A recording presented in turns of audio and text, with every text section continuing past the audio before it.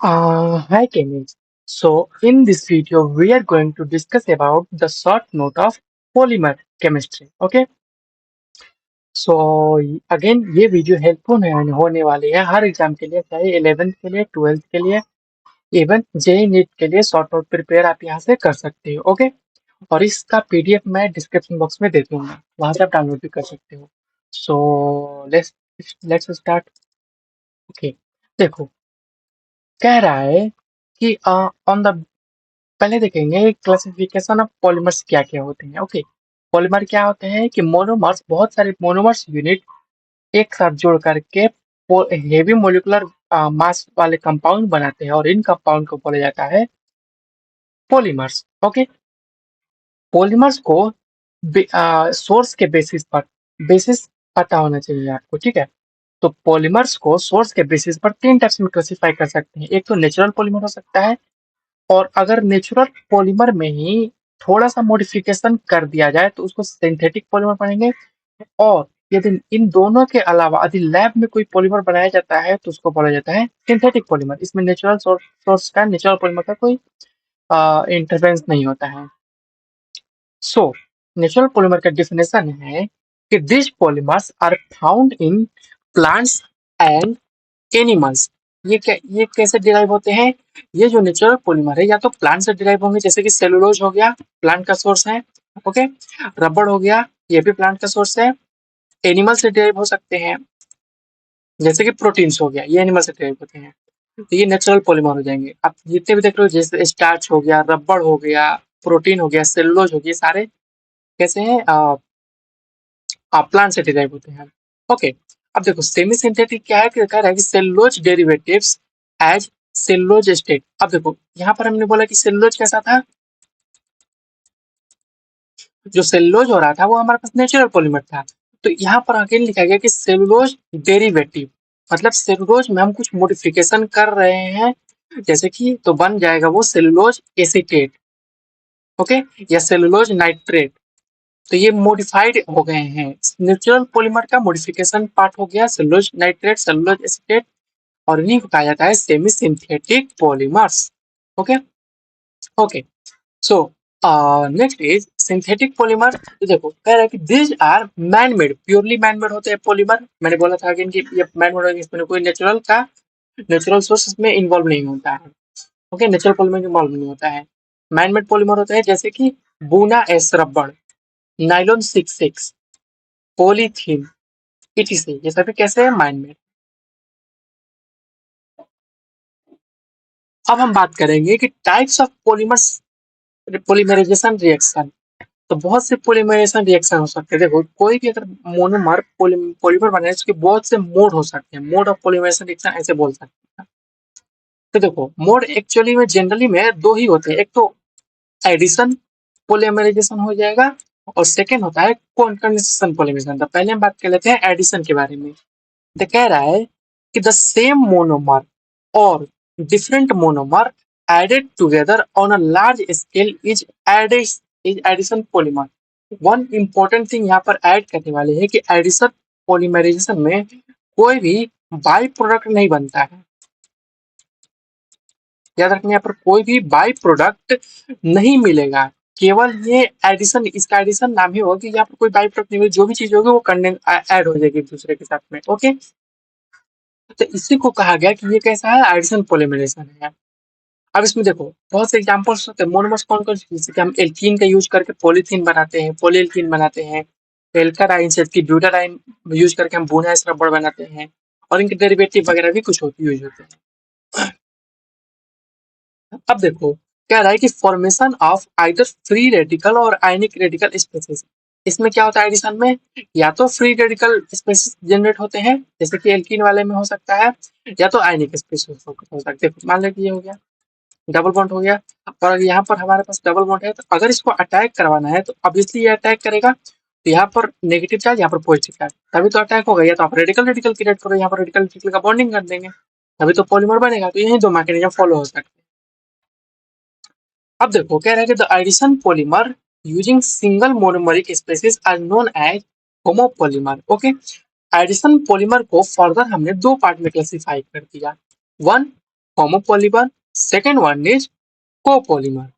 What is homopolymer? Homopolymer में केवल only one type का मोनोमर यूनिट यूज होगा, सिंगल टाइप का। अगर कहीं पर भी इथीन यूज हो रहा है तो पूरे पॉलीमर में केवल इथीन इथीन ही देखने को मिलेगा, नथिंग एल्स। ओके, इसी को कहा गया कि होमोपॉलीमर जैसे कि पॉलीथीन, ये प्योर सिंगल, क्योंकि इसमें purely one unit, one monomer unit से बना होता है, इसलिए इसको बोलते हैं होमोपॉलीमर। अब देखो, जब एक से ज्यादा, दो बोल लो या दो या दो से अधिक डिफरेंट मोनोमर यूनिट यूज होते हैं तो उसको डिफरेंट मोनोमर यूनिट, यहाँ पर डिफरेंट टाइप्स होने चाहिए, different type of monomer unit use होंगे तो हम उसको बोलेंगे कि ये कैसा है, ये कोपॉलीमर है। एग्जाम्पल क्या हो जाएगा, बुनाइस। देखो बुनाइस एक पॉलीमर है, यहाँ पर दो यूनिट यूज होंगे, एक तो ब्यूटाडाइन का यूज होता है, ओके, और सेकेंड हो जाता है स्टाइरिन का। ओके, ये ब्यूटाडाइन है स्ट्रक्चर, और ये कुछ स्टाइरिन होता है, मुझे एग्जैक्ट स्ट्रक्चर याद नहीं, बट हाँ ऐसे ही कुछ होता है। ठीक है, ये ऐसे होता है स्टाइरिन, यहाँ तक मुझे याद, हाँ यही होता है स्टाइरिन। ओके, तो इससे बनते हैं बुनाइस। ओके, यहाँ पर अटैक करता है ऐसे, जैसे होता है मैग्नीशियम शिफ्ट करेगा, ये फर्दर अटैक करेगा, ये फर्दर अटैक करते जाएंगे। ठीक है, अब कुछ इम्पोर्टेंट एग्जाम्पल वगैरह के बात कर लेते हैं पॉलीमर के, एडिशन पॉलीमर से कुछ एग्जाम्पल बात कर लेते हैं। ठीक है, पहला क्या है, पॉलीथीन। पॉलीथीन क्या हो सकते हैं, दो टाइप के होते हैं, एक तो लो डेंसिटी पॉली इथीन, या इसको LDPE बोला जाता है, लो डेंसिटी पॉलीथीन होती है, और सेकेंड हो जाता है high density poly ethene, HDPE बोलते हैं। ओके, अब देखो लो डेंसिटी को कैसे बनाएंगे, क्या प्रॉपर्टीज है वो देख लेते हैं। तो कह रहा है कि obtained by polymerization of ethene, low density कैसे ऑब्टेन होता है, लो डेंसिटी या हाई डेंसिटी हो, ये इथीन के पॉलीमराइजेशन से ही ऑब्टेन होंगे। इसको लिए temperature requirement 1000 kelvin to 2000 kelvin है, सॉरी इट इज प्रेशर। इसके लिए जो एटमॉस्फेरिक प्रेशर चाहिए वो कितना चाहिए, 1000 से 2000 एटमॉस्फेरिक प्रेशर चाहिए, और टेम्परेचर जो होने थे 350 केल्विन से 570 केल्विन के बीच होना चाहिए। तो हमें जो पॉलीमर मिलेगा वो लो डेंसिटी पॉलीमर मिलेगा। ओके, हम यहाँ पर एक कैटलिस्ट यूज करेंगे जो कि है परऑक्साइड। ओके, और ये क्या करता है, ये रिएक्शन को इनिशिएट करता है, इसलिए इसको परऑक्साइड इनिशिएटर यूज करते हैं, परऑक्साइड इनिशिएटर भी कहा जाता है। अब देखो, ये क्या होते हैं, लो डेंसिटी पॉलीमर वाले ब्रांच होते हैं, ये लिखा गया कि हाईली ब्रांच स्ट्रक्चर होते हैं। ओके, प्रॉपर्टीज हम डिस्कस कर लेते हैं। केमिकली इनर्ट होते हैं, कोई रिएक्शन जल्दी जल्दी शो नहीं करते हैं, ये टफ होते हैं, और टफ होते हैं, बट इनकी जो स्ट्रेंथ होती है वो फ्लेक्सिबल होती है। ओके, जो फोन वगैरह के लिए हम प्लास्टिक यूज करते हैं पैकिंग के लिए, वो यही होते हैं फ्लेक्सिबल वाले। ओके, लो डेंसिटी वाले।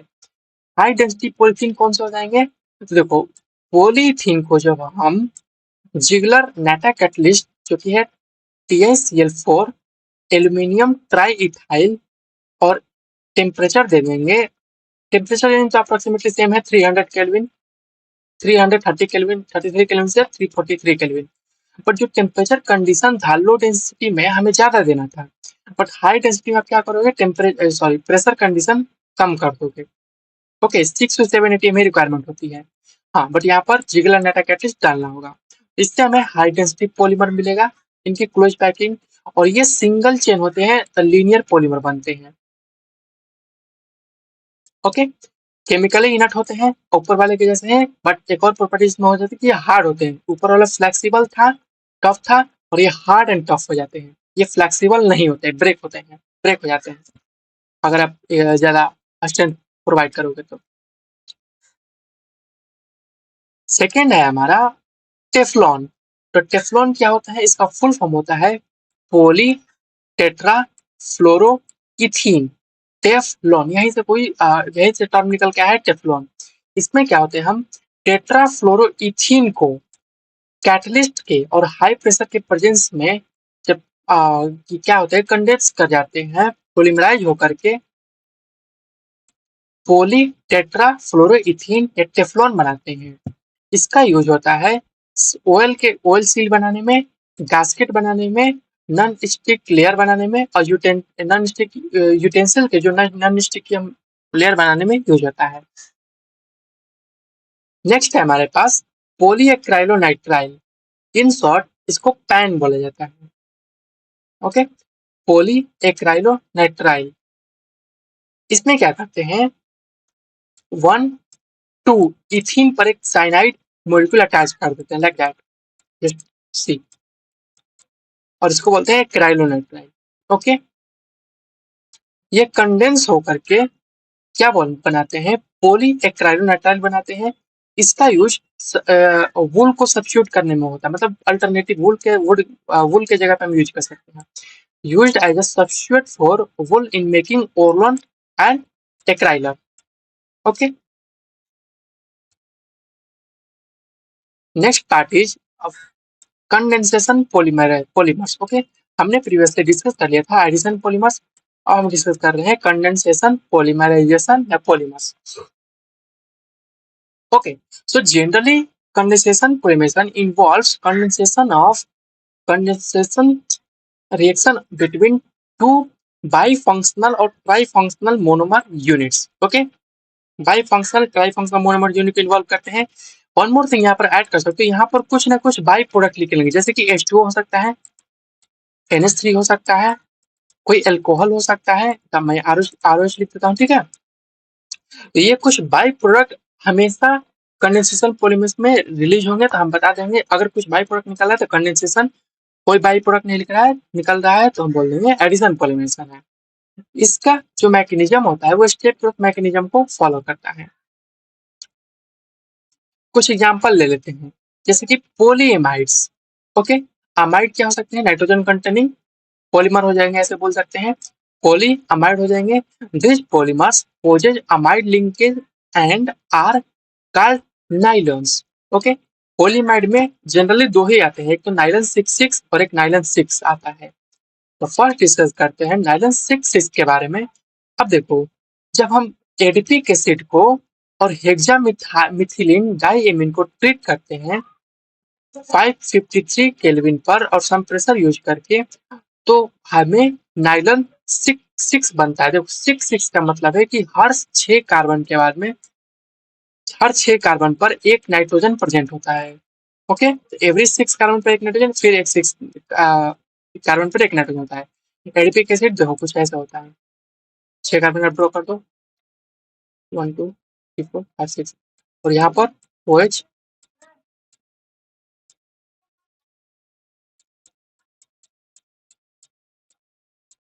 OH, ठीक है।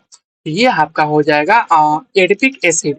अब देखो 1 2 3 4 5 6, यहाँ पर 6 हो गया, और यहाँ पर है हेक्सामिथिलीन डाइएमीन।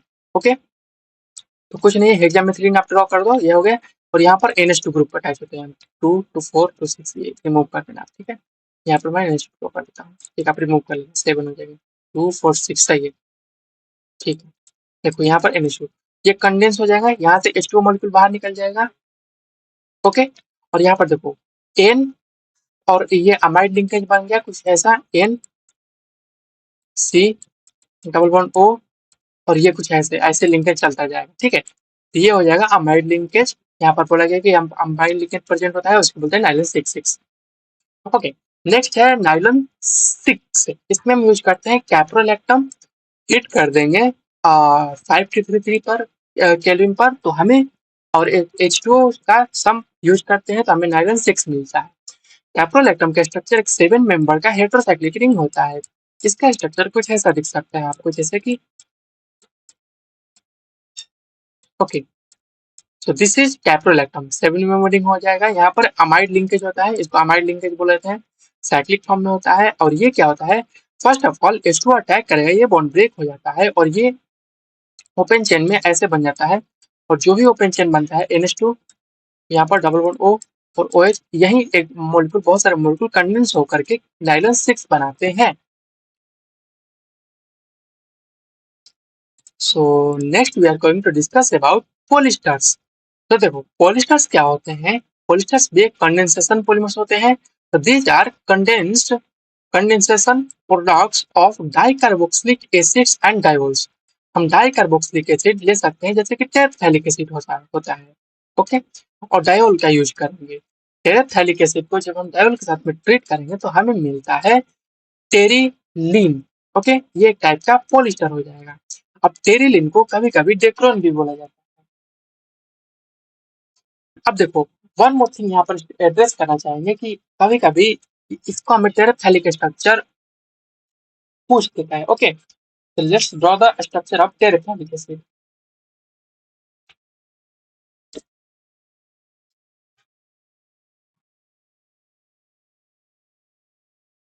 देखो, ये कुछ एरोमेटिक रिंग हो जाएगा। यहाँ पर, अब यहाँ पर पैरा पोजीशन पर दो कार्बोक्सिलिक एसिड आप यूज कर दो और यही हो जाता है टेरेप्थैलिक एसिड। ओके, इसको बोला जाता है टेरेप्थैलिक एसिड। यही पोलीमराइज कर जाएगा एथिलीन ग्लाइकोल के साथ में और हमें मिल जाएगा डेक्रोन या टेरिलीन। इसका यूज होता है ब्लेंडिंग, कॉटन के साथ में ब्लेंडिंग करने में। कॉटन या वूल फैब्रिक के साथ में ब्लेंडिंग किया जाता है ताकि उसकी स्ट्रेंथ इंक्रीज किया जा सके, कॉटन और वूल। ओके, नेक्स्ट हमारे पास है बेकेलाइट। अब देखो बेकेलाइट क्या होता है। बेकेलाइट एक फिनोल और फॉर्मल्डिहाइड का यूज करके एक पॉलीमर जनरेट किया जाता है। ओके, अब देखो क्या किया जाता है। जब हम कंडेंस करेंगे तो कुछ ऐसा स्ट्रक्चर बनेगा और इस स्ट्रक्चर में जब हम एसिडिक मीडियम से ट्रीट करवाएंगे तो एक, अगर ये लीनियर फॉर्म में अटैच हुआ तो नोवेलेक बनता है। ओके, अब फर्दर जब हम नोवेलेक को हिट कर देते हैं, यहाँ पर अगर हम हिट कर देते हैं फर्दर CH2O, जो कि हमारे पास फॉर्मल्डिहाइड के साथ में हम फर्दर हिट करेंगे तो हमें क्या मिल जाएगा, हमें मिल जाएगा ऐसे ब्रांच स्ट्रक्चर। इस ब्रांच स्ट्रक्चर को कहा जाता है Bakelite. Okay, so let's read the definition. देखो कह रहा है कि novolac on heating with formaldehyde undergoes cross linkage to form Bakelite. Novolac को जब हम हीट करते हैं तो ये क्रॉस लिंकेज करके बेकेलाइट बनाता है। अब बेकेलाइट क्या है? बेकेलाइट एक थर्मोसेटिंग पॉलीमर होता है which can not be reduced और रिमूव्ड। ओके, बेकेलाइट का यूज होता है for making combs, electrical switches and handle of various utensils. Okay, जो कुकर वगैरह में हैंडल हम यूज करते हैं उसका जनरेशन होता है बेकेलाइट से। और next part is melamine formaldehyde polymers या मेलामाइन फॉर्मल्डिहाइड कभी कभी रेजिन भी बोला जाता है।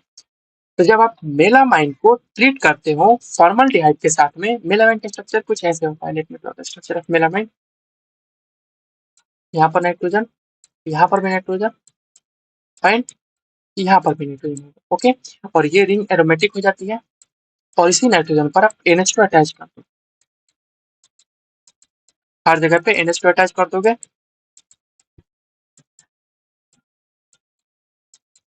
ये हो जाता है आपका मेलामाइन। ओके, मेलामाइन को फॉर्मल्डिहाइड के साथ में ये जो नाइट्रोजन होता है यहीं पर CH2O फॉर्मल्डिहाइड अटैक करता है और हमें मिल जाता है एक रेजिन इंटरमीडिएट। ओके, ये रेजिन इंटरमीडिएट फर्दर ये एक्चुअली में इंटरमीडिएट होता है रेजिन जैसा, और ये रेजिन इंटरमीडिएट पॉलीमराइज होकर हमें मेलामाइन पॉलीमर देता है। इसका यूज अनब्रेकेबल क्रोकरी बनाने में होता है। नेक्स्ट पार्ट इज और कोपोलिमराइजेशन। कोपोलिमराइजेशन हमने प्रीवियसली कोपोलिमर डिस्कस कर लिया है। अब इसी को थोड़ा सा यहाँ पर इलोबरेट किया गया है कि mixture of more than one monomeric species. Obviously हमने पहले ही डिस्कस कर लिया है कि एक से ज्यादा हम स्पेसिस यूज करते हैं, मोनोमेरिक स्पेसिस यूज करते हैं allowed to polymerize and form copolymer। अब देखो copolymer can be made by both addition and condensation polymer. Copolymer जो होता है एडिशन द्वारा भी बनाया जा सकता है या कंडेंस करके भी बनाया जा सकता है। एक एग्जांपल से डिस्कस करते हैं। देखो 1,3-ब्यूटाडाइन और स्टाइरिन, ये क्या हमने किसमें डिस्कस किया था? एडिशन वाले में। तो इसमें क्या हो जाता है कि ब्यूटाडाइन स्टाइरिन कोपोलीमर बनता है जिसको बोना एस भी बोलते हैं शॉर्ट, इन शॉर्ट बोना एस। एस से स्टाइरिन, ब्यूटा और एन एस से डाइन वगैरह है। इसका यूज होता है ऑटो टायर्स में, ओके, एंड केबल इंसुलेशन वगैरह में। अब हम बात कर लेते हैं रबड़ के बारे में, जिसको कभी कभी इलास्टोमर्स भी बोला जाता है। देखो, नेचुरल रबड़ की बात करेंगे तो नेचुरल रबड़ पॉलीमर होता है किसका? आइसोप्रीन का। आइसोप्रीन क्या है? 2 मिथाइल 1,3 ब्यूटाडाइन। तो कुछ नहीं करना है, पहले आप ब्यूटाडाइन स्ट्रक्चर ड्रॉ कर लो। सॉरी, ये क्या दो। ठीक है, ठीक है, ये ब्यूटाडाइन हो गया 1,3, और यहाँ पर आप मिथाइल ग्रुप लगा दो, तो ये हो जाएगा आइसोप्रीन। अब यही क्या होता है, यहाँ से बॉन्ड, ये जब ये पोलिमराइज होता है तो कुछ ऐसे दिखता है। Let me show you. ये जो बॉन्ड है यहाँ पर चला जाता है, ये फॉरवर्ड अटैक करता है और यहाँ पर पीछे से अटैक हो रहा होता है इस पोजीशन पर। तो ये कुछ ऐसे दिखता है, बीच में डबल बॉन्ड हो जाता है। ये एक मिथाइल ग्रुप हो गया। ओके, ये एक नीचे के साइड मिथाइल ग्रुप और ये एक मिथाइल ऐसे होता है, और यहाँ पर ऐसे। Let me draw it again. Actual में ये कुछ ऐसे हो जाता था।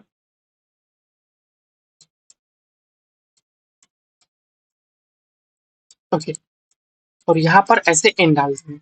ठीक है, ये पोलीमराइज का पार्ट हो सकता है, बीच में डबल बॉन्ड आता है।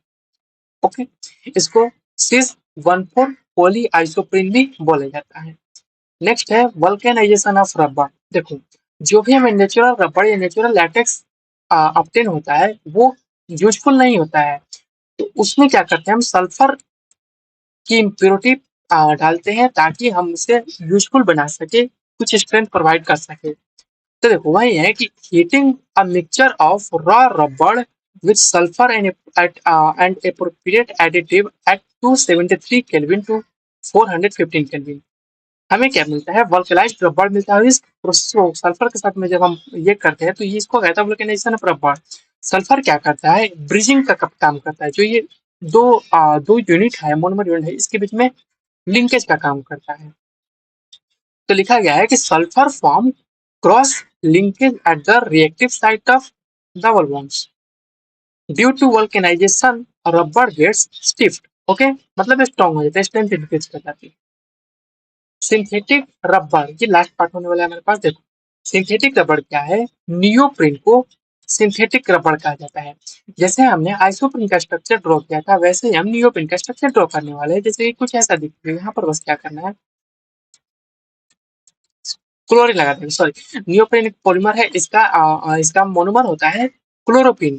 तो क्लोरोप्रीन क्या होता है? पॉलीमराइज करके नियोप्रीन देता है। तो बस सेम हो जाएगा, यहाँ पर क्लोरीन लगा देंगे, क्लोरीन जैव करते हुए रह जाएगा, ये बॉन्ड ब्रेक हो जाएगा, ये पॉलीमर का पार्ट चला जाएगा और ये भी पॉलीमर का पार्ट चला जाएगा, ये बॉन्ड यहाँ पर शिफ्ट कर जाता है। ओके, इसका यूज होता है कॉन्वेक्स बेल्ट बनाने में, गैस्केट एंड गैस्केट बनाने में। ठीक है, नेक्स्ट हमारे पास है ब्यूना बुना एन।